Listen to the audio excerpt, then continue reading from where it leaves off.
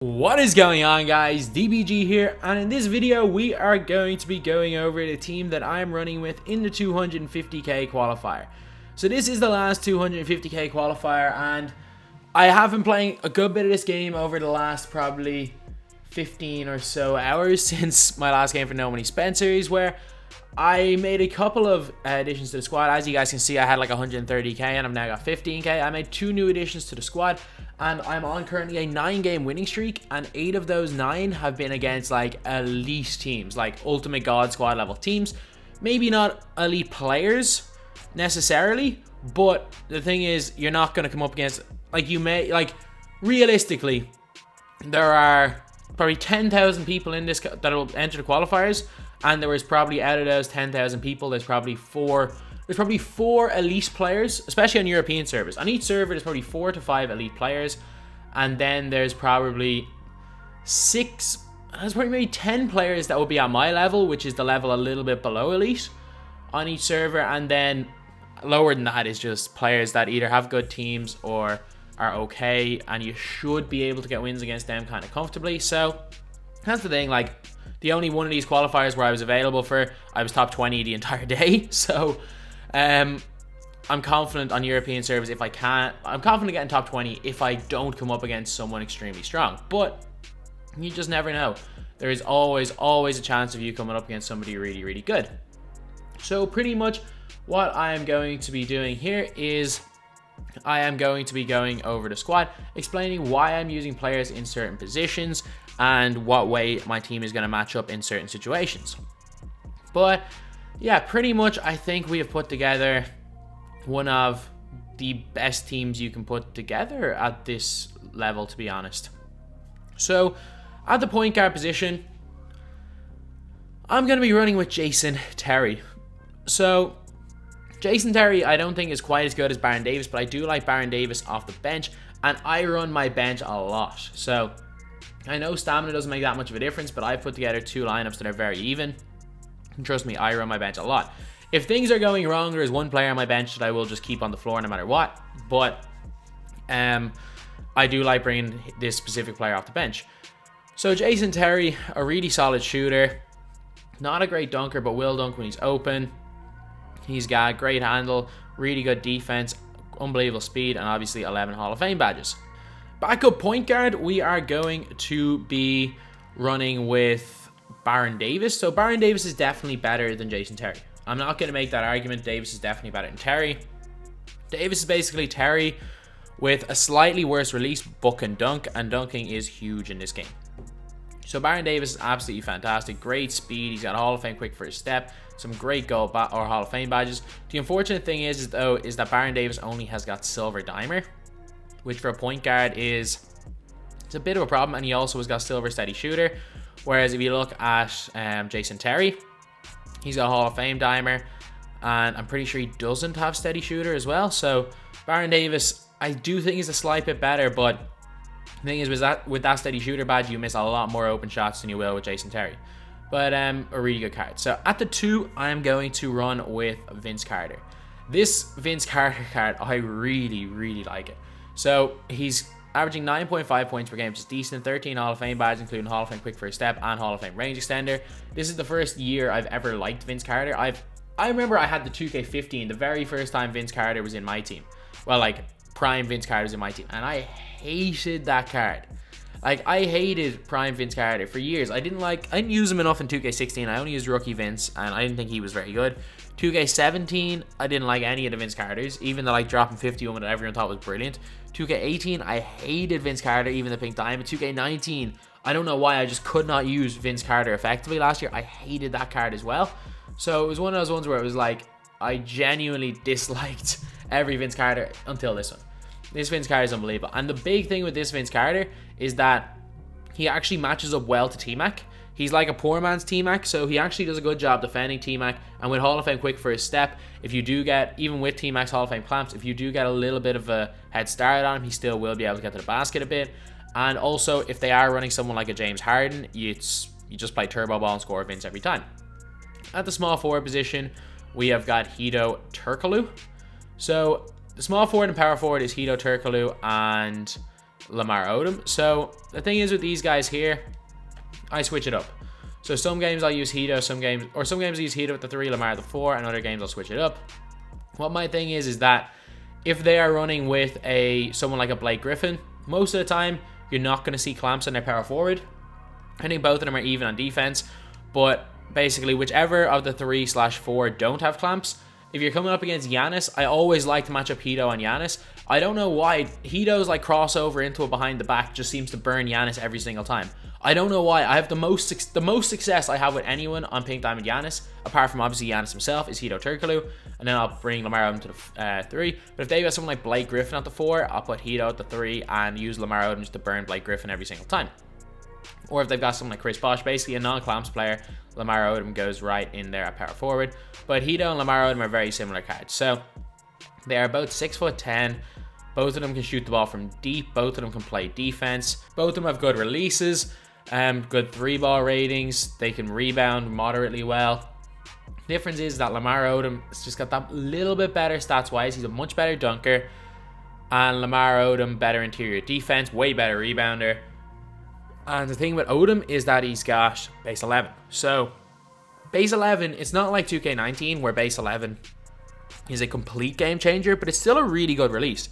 And it's still an easy one to time. So it's not like you can just pull up in everybody's face a base 11 like back in the day, but it's still a good release to have. Like, I'd still rather see a card have base 11 than not have it, although there is definitely better releases, like T-Mac's release. T-Mac has the best release in the game, in my opinion.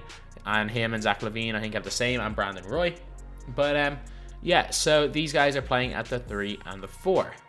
At the center position, we're going to start off with DeAndre Ayton. So DeAndre Ayton he's got 7 Hall of Fame badges, 26 goals, and I think he matches up really well to like the elite centers. So he's quick enough, he's got good speed and acceleration, good speed of ball. Lateral quickness isn't great, but the thing is, there's very few centers, unless they're running Blake Griffin at center, which is a liability in other ways, that can burn him off the dribble. So the lateral quickness isn't the biggest deal in the world. He can track back on defense really well if I do decide to press, because I do need a lot of quick rage quits. He's very fast. While his interior defense is poor, he's got a really high block rating of 95. He's got really good rebounding stats, and he also shoots the ball well and plays decently well in the post. So these guys right here, like, while they're all like slightly lesser, like, the best team you can put together is probably Derrick Rose, T-Mac, or Derrick Rose, probably Ray Allen, T-Mac, power forward, Giannis, and center, I don't know, Bill Russell or David Robinson. And this lineup is nowhere near as good as that, but it can match up to it.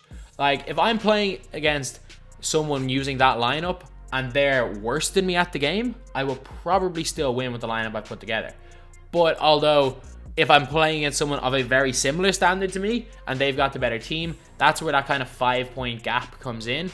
I think the difference between this team and the best possible team will cost you about 5-6 million MT, to be honest. Or not, probably a bit of an exaggeration, probably 2-3 million MT. But yeah, like we're doing like we've got an okay start. Well, we've got a good starting lineup. Then off the bench, we have got at the 2. I like running this guy here. I know a lot of people probably think I'm crazy running him, but I still really like Dion Waiters.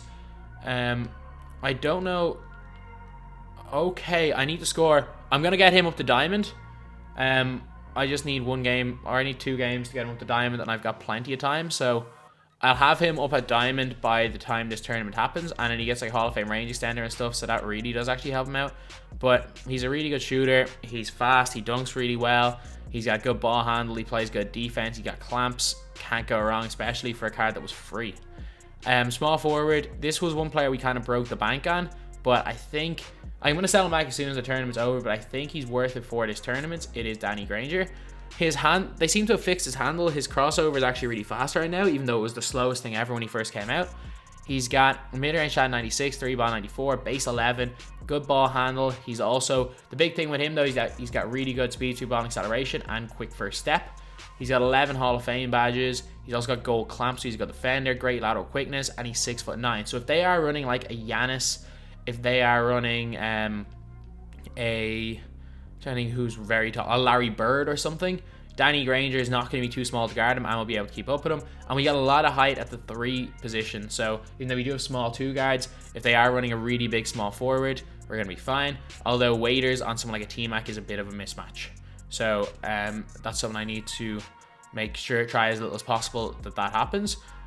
And then the power forward position, the most obvious one is Giannis. So Giannis, I do like bringing Giannis off the bench, and I'll go over what like my crunch time lineup will be in a minute. But if we are really struggling, I will just keep Giannis on the floor and not take him off because he's so good on defense and he can change the game so much. I just like running Giannis in bits and pieces, so the other guy gets kind of put him into a false sense of security with the way his team's playing. He's using, or without Giannis, then you put Giannis on the floor and just start picking off steals. But again, that is a risky tactic. And at the center position, this is going to be a weird one, but I really, really like Andre Bargnani. So Bargnani, 5 Hall of Fame badges, 5 shooting ones. He's got gold range extender. He's got gold rebound chaser, gold moving truck. So strength and defend, his ability to move people around the post. So that's actually really good for defense. He got gold box, gold chase down artist, gold post move lockdown. Unfortunately, no intimidator. Like if he had intimidator, he'd be like a better card. Like he is already. He's a better Karl-Anthony Towns, in my opinion. He's just absolutely dominating for me. Like he's got a great fadeaway, great hook. He's got a great 3-ball, great release. He's also got a good block rating of 85, decent interior defense, decent rebounding, and he's not that slow.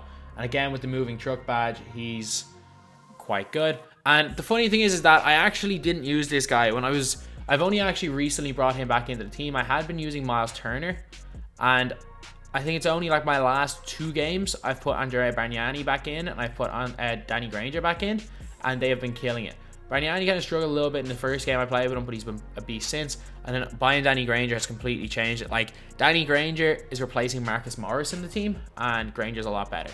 And then as our other center, surprisingly enough, like I assumed I would have just used Blake Griffin. And Blake Griffin does give us something different at the center position, but I prefer Miles Turner. Miles Turner can come in and block a couple of shots. He can play a very, very similar role to Ayton, just slightly worse. So that's why I have him in there. He's basically a budget Ayton. And Bargnani does a good job. Although Blake Griffin might not be a bad shout, especially if we're going up against a bad opponent. And I can just play...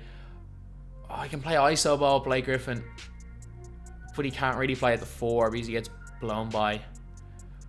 That's a tough one, and that may be a game time change, swapping out Miles Turner for Blake Griffin. But at the minute, Miles Turner's in here because I just prefer using him because he's a better shot blocker. Then we have got our secret weapon, Julius Erving. I only play him in the 4th quarter when other teams are tired. So if they have a non-clamps player in the 4th quarter, or if they're overall cheesy and only run with 5 players, you literally run Dr. J with his Hall of Fame quick first step and just dunk on everybody. That's literally it. I don't like the card, but he is very, very effective at playing when everybody's tired. And while stamina means very little, if you have 100% stamina, you are going to be a lot faster than someone with no stamina. So then we have got last player up. So we've got to get a 3rd choice point guard in. And what I was originally thinking of doing was putting Waiters as my 3rd choice point guard, but I actually prefer Waiters to any other 2 guard I have in the squad. So I was looking even at wings. I was like, okay, who do I want? Do I want a 2 guard? Do I want someone to play there? Originally I was thinking either Marcus Morris or Keith Van Horn, pushing Danny Granger down to the 2. But if I need pure offense, just pure offense, then... because we already have 3 great defensive players that can play at the 1, so there's no real point using Exum, even though Exum's a beast. He's a defensive card. This guy right here. If I need pure scoring, Dennis Smith Jr. is the player I need. You've got a great 3-point shooter with range extender. You've got an unbelievable dunker. You've got someone who can come on and score the ball. I haven't used him. Like, I haven't felt the need to use him yet. I've had him kind of at the end of the bench for a couple of games. I haven't felt the need to use him. But this starting 5, since I got Odom, I literally haven't lost a game. Danny Granger has come in and had a couple of very, very good games. Waiters, once again with the diamond, is going to be a beast. And yeah, I am really happy with this squad. And hopefully I can get, to be honest, do I think I'll get top 4 in the world? It would be a miracle. Like, it's not completely out of reach for me to qualify. I think I'm a good enough player that if I get a really lucky draw, I might qualify. It's not completely out of reach, but it's very, very unlikely. Could I get top 100? If I don't come up against an absolute elite player, I'll get top 100. Top 20, I'll need a little bit of luck to get top 20. Top 20 is real. Top 50 is probably realistic. Is the most likely scenario is I get top 50. I'd say getting top 10 again will be very, very difficult. It would need a little bit of luck. Like the difference between top 10 and top 4 is just a tiny bit of luck. So I need a lot of quick rage quits to get top 10. Most realistic, I think, is top 50. Top 100, I should get it unless I come up against someone very good very early. And top 500 again, unless I literally in my first 2 games come up against a comp player, which can happen. Like I can come up against Fatballs game 1 and lose, and not make it anywhere. But barring disaster, I'll get top 500. So yeah, that is pretty much it. This is the team I'm using, and hopefully things go well. But anyway, that's the video. Thank you guys for watching. Please like, comment, and subscribe.